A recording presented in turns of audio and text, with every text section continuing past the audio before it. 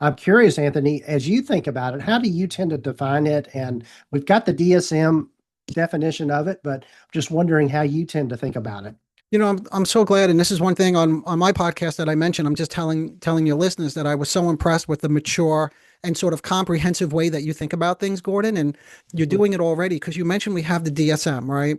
It's like DSM. I don't know. We're up to maybe 5 at this point, Right. and it's getting better, but it's limited in the sense that it looks more at what we typically call like overt narcissism, and it doesn't really take into account the whole structure. This is what we call the grandiose or the omnipotence, which most people identify. They know about that type of narcissistic behavior.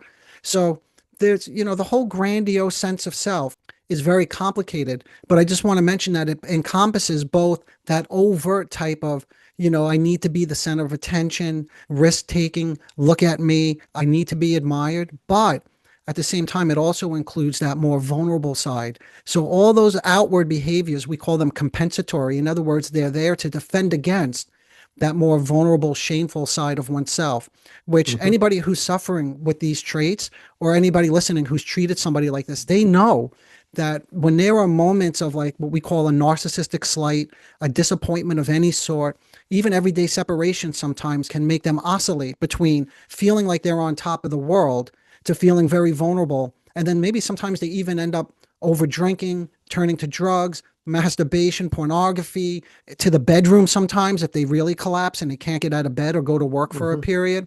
And all that happens because the underlying structure, and this is just one way to define it, and I know it's very complicated, but we think that they have a very fragile sense of self, which means that their self-esteem is very precarious.